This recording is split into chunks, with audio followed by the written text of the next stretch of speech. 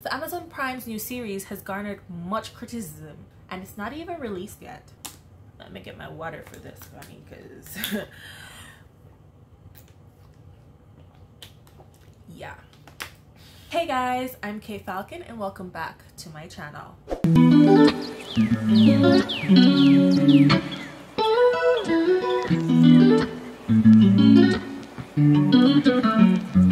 This new series is set in the world of J.R.R. Tolkien's The Lord of the Rings series, and it's set in the Second Age, whereas The Lord of the Rings is set in the Third Age, so it's meant to be a prequel to the Hobbit films and The Lord of the Rings, even though it's two different studios that did it. The name of the new series is The Lord of the Rings, The Rings of Power, set to be released on September the 2nd. Let's just say fans weren't too happy about it, and I'm going to try to put in my own words why I think that's the case. So if you go on the internet, you'll see a lot of negative reviews about this new series, and even the video has way more dislikes than it has likes. So I tried to figure out why exactly are the fans mad, and I came to one major conclusion.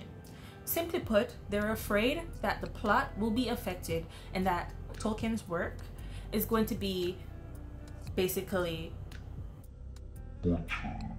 they're afraid that the show's production team did not follow what J.R.R. Tolkien intended for the series to be. They feel as if this show is going to make a mockery of his works. So I've contemplated how exactly I wanted to approach this topic, and I feel it'll be better explained if I go through the video and explain while I'm going through it exactly what is triggering the fans and what my opinions are regarding this particular trailer. So if you're interested to find that out, please keep watching. Also, don't forget to subscribe to the video and give it a big thumbs up if you do like the video. So let's get into this. So I will be doing a voiceover for this particular section. I hope you guys don't mind too much, but I messed up with the original video, so with the editing, this is what I have to work with. I want to make a quick disclaimer though. Although I did read some of the Lord of the Rings books, I did not read the ones pertaining to this particular age, and as such I am not the most knowledgeable with it. However, I do know quite a bit because I have researched this extensively, but I just wanted to make you guys aware of that. We thought the war at last was ended. So as you can see, they started off by entering Galadriel into the picture. Usually this is a setup for the main character, but I guess we'll see. I've heard some people say that they think that this particular section is a dream sequence, and I tend to agree with them because I feel as if it was actually a real-time situation, there would be a lot more activity in the background, and as you can see, it's quite barren. It just gives me 300 effects. You know, like for that dramatic effect, that's what I get, 300. Am I the only one? Let me know in the comments down below. She's also wearing a white chemise, which in a battlefield, it's not something that you would really expect. But then coupled with the fact that it's nearly pristine except for like a little bit of dirt on her hem of a dress, it's a bit dreamy, you know?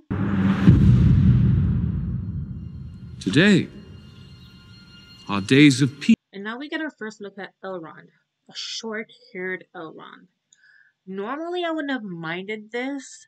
However, we've already been introduced to a version of Elrond before, and with this outfit, he just looks like he belongs in Game of Thrones. Like, he does not look like an elf, with the exception of the ears, but yeah, no. Peace begin. In the gold, you have Gil-galad, who, for all intents and purposes, is supposed to be the protagonist for this particular time period according to the books. In this clip, we see him putting on a crown onto someone. Who could that be, I wonder? Oh look, it's Galadriel. All joking aside though, this is a beautiful scene and I'm kind of looking forward to seeing it. We thought our joys would be unending. We thought our light would never dim. The skies are strange.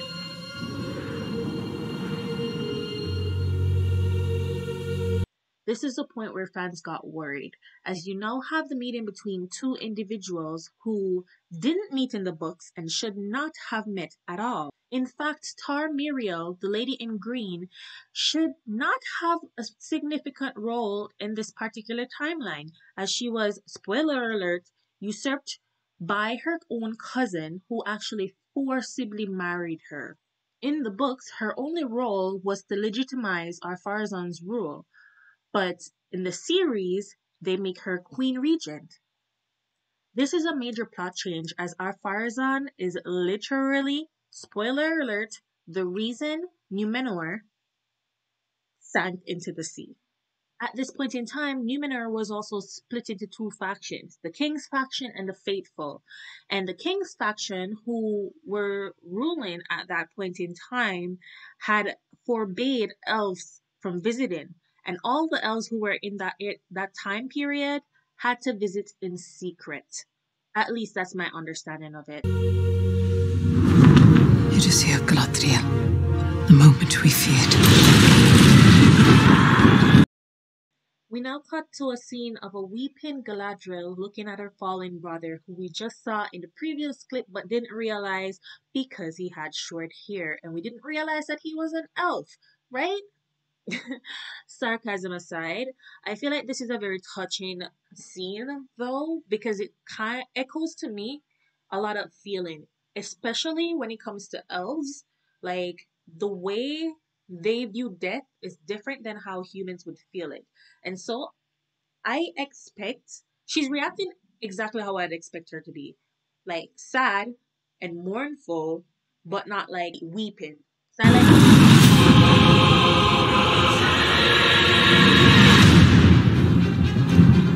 Evil does not sleep. It waits. So everyone went nuts thinking that this person was Sauron, but I don't actually think that this is Sauron, and I'll tell you why. This person looks way too sinister, and in the books, Sauron is described as a very fair character. When he appears, he'll appear as a very trustworthy and virtuous character until it's too late. Kind of like Griffith in Berserk. I can't help but wonder, however, if this person is going to be one of those who will eventually become one of the Nazgul, as they did mention that even though the Nazgul did contain kings, it also had sorcerers. And you'll find out later on in the trailer that this person actually has some powers. Beyond the darkness, tempting shadow. I like how they created this dwarven stronghold. I assume this to be Moria or Khazad-dûm, the same place that Gandalf died in The Lord of the Rings when he was fighting the Balrog. This is before he became Gandalf the White. There he is, all beneath the mountain. He has not one name, but many.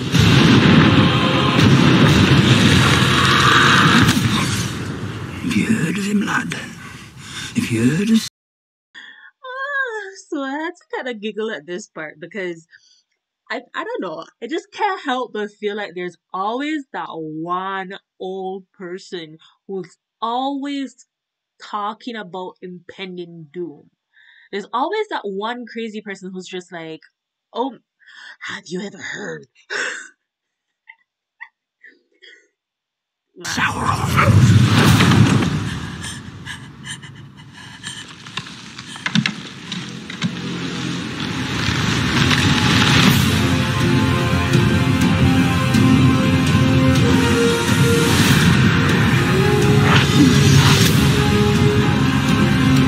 If the evil rising is left unchecked, it will take us all. Find the light, and the shadow will not find you. This is obviously a big baddie, but I still don't believe that this is Sauron. I believe that this is probably an orc leader. Those fingers are way too pointed and way too fat. Together we can survive this! Now, this is where you see Galadriel in armor, and this is where I start to have a problem, because now you're changing the essence of a character. I can't understand the need to change Galadriel's character into a fighting slash general type character. It wasn't even in the books. She never fought one war. And Galadriel's character in the books is one that should command respect because of her wisdom without even lifting a sword. And the fact that they changed it for this series, to me, changes her whole purpose. She didn't always have the purest of intentions, but she always carried herself with grace and a sort of purity that just is just magnetic, you know? And that grace, that softness that she had now disappears when you start putting her in wars to fight. This is just not the Galadriel that we know and love, and not the Galadriel that Tolkien wrote. And that is the worst part of it. You are now ignoring the intentions of the author, because Galadriel was a character that was well fleshed out. Her character was very well written.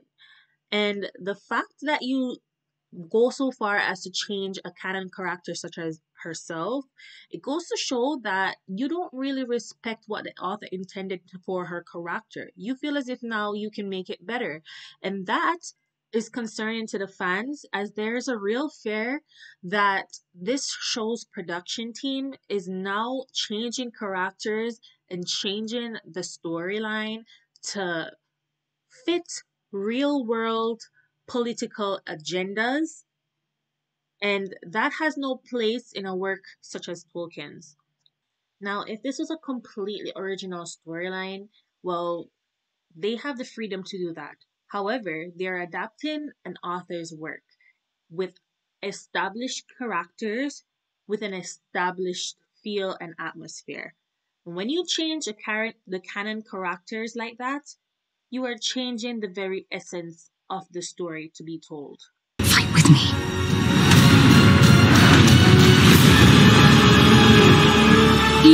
This is our first look at the female dwarves, and more on them a little later. Of us must decide who we shall be.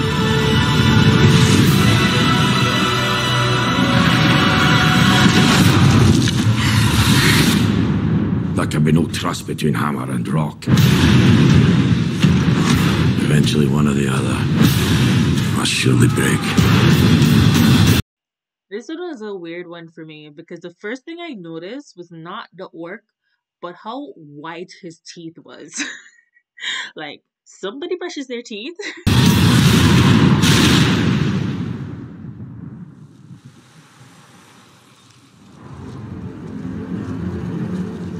You have been told many lies of Middle-earth.